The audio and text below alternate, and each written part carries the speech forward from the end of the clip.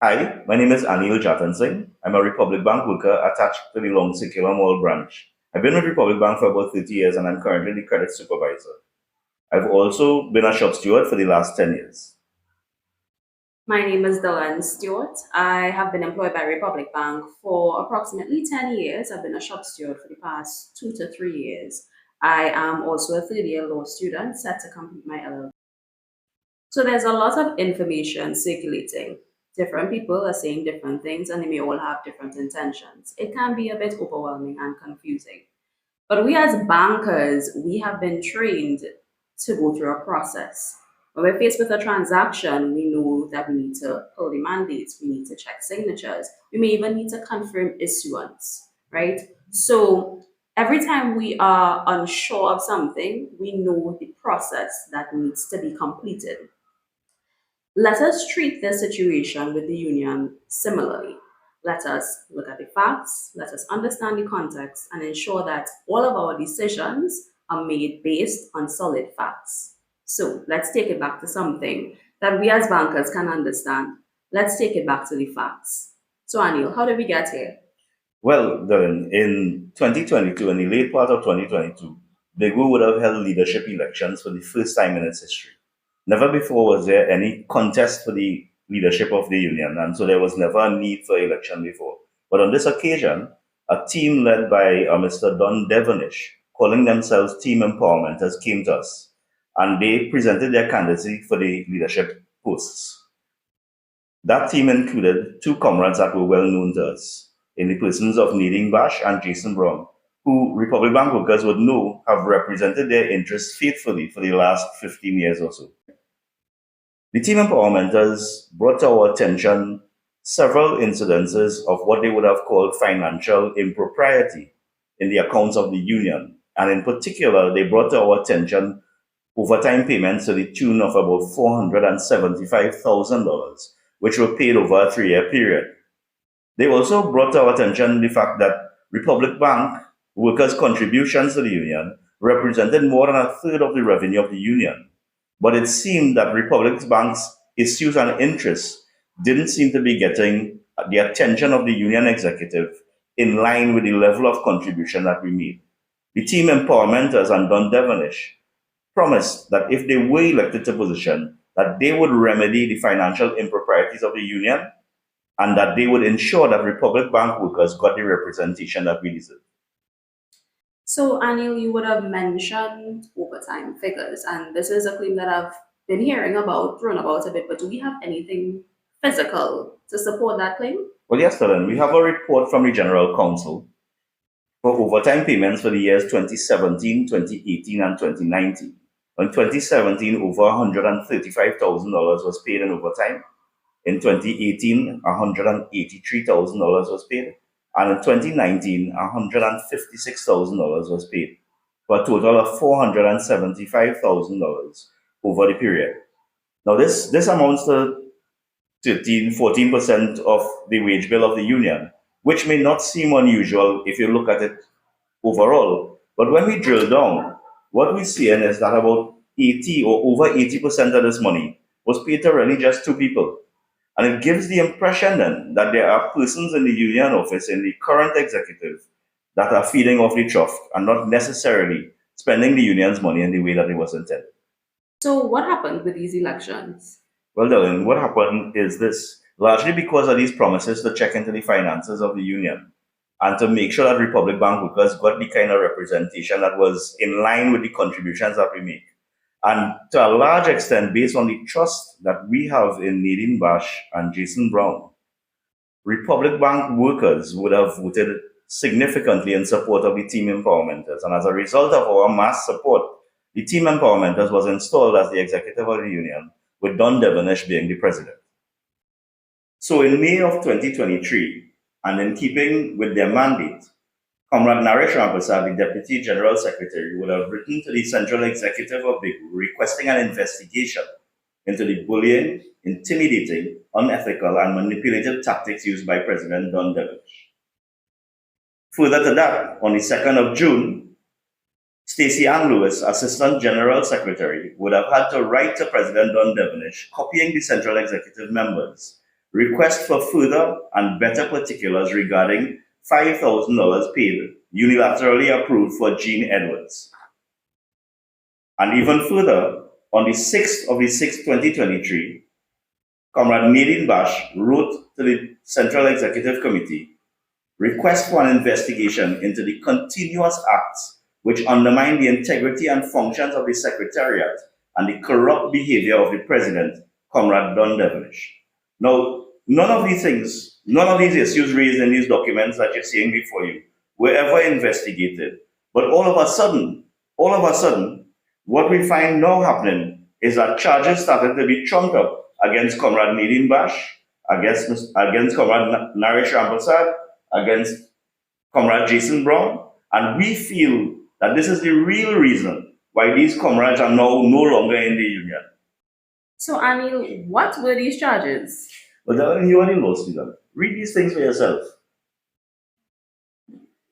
All right. Charge number 1, breach of trust and confidence and fidelity.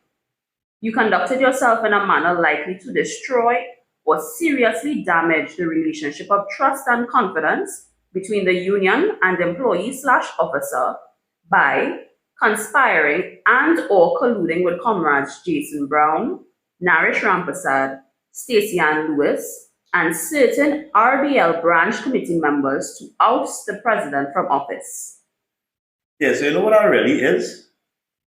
In the terms and conditions of employment of an executive member, when you reach the age of 65, you are supposed to retire.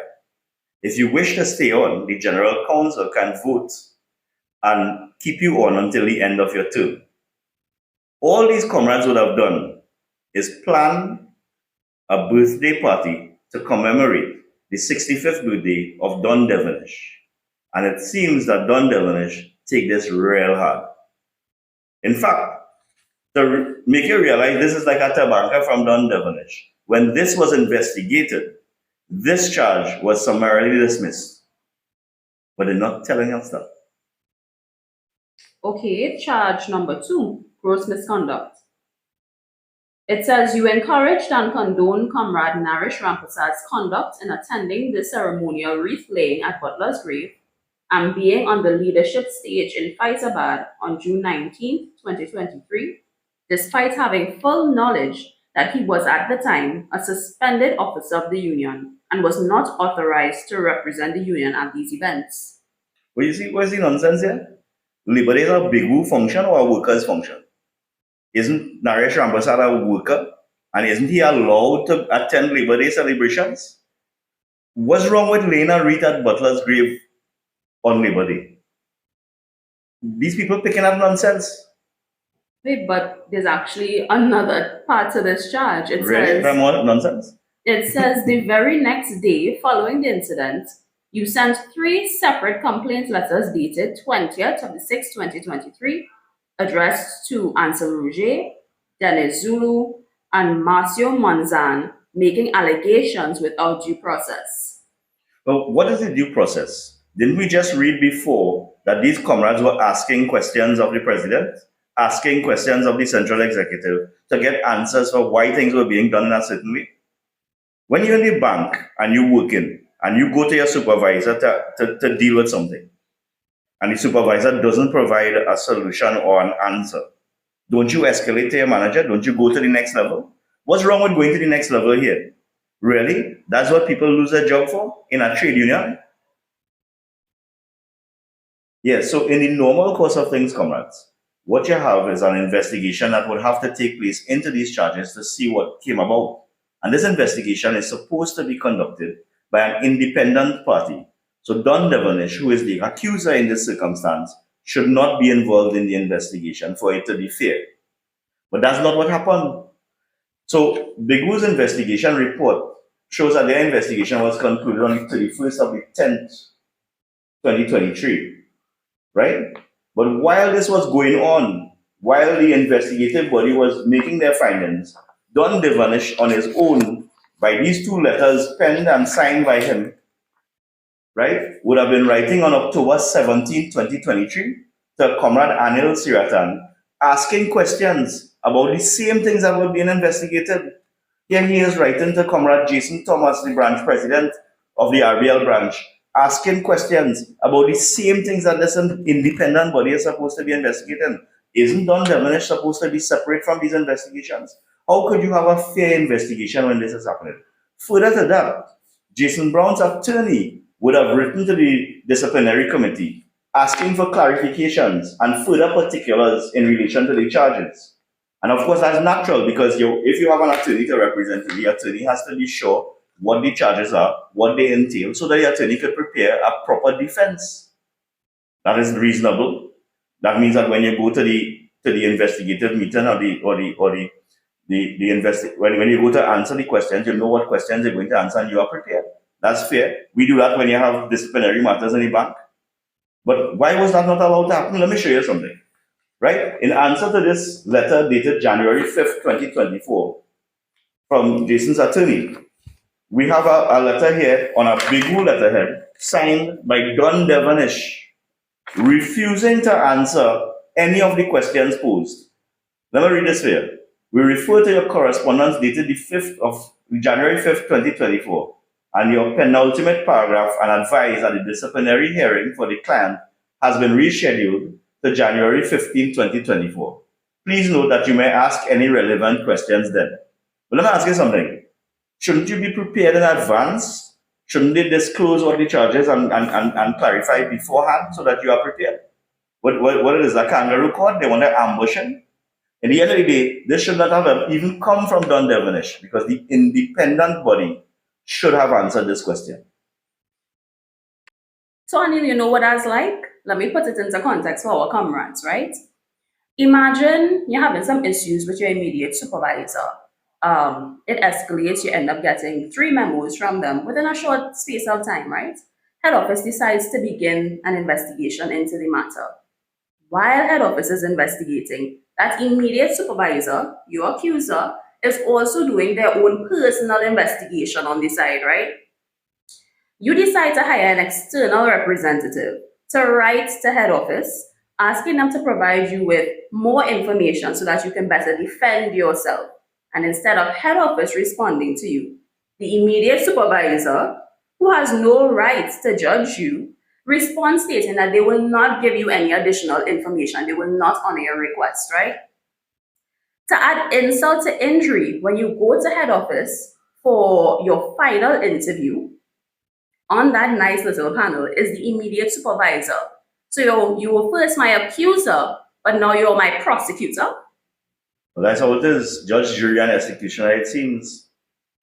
Yeah, so comrades, what we have heard here is a situation where question raised to the President of the Union, Don Devonish, in May of 2023 remain unanswered, or at very least, Republic Bank workers have no answers.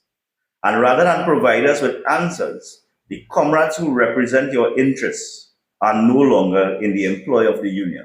What they have done is they have sought to discredit these comrades and to oust them in a very unceremonious manner. I do not think that this is acceptable. So, comrades, this situation became so ridiculous and the shop stewards felt so strongly about what was going on in the union office that on the 19th of March 2024, Anil, myself, and 25 other shop stewards chose to disassociate ourselves from BIGWU by resigning.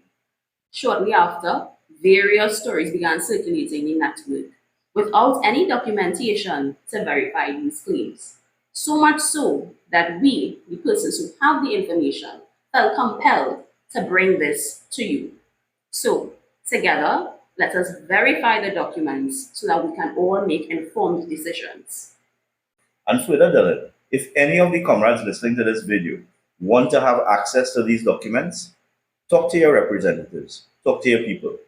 You know who we are, and all of this information is available to you. Verify for yourself, check for yourself. This is what bankers do.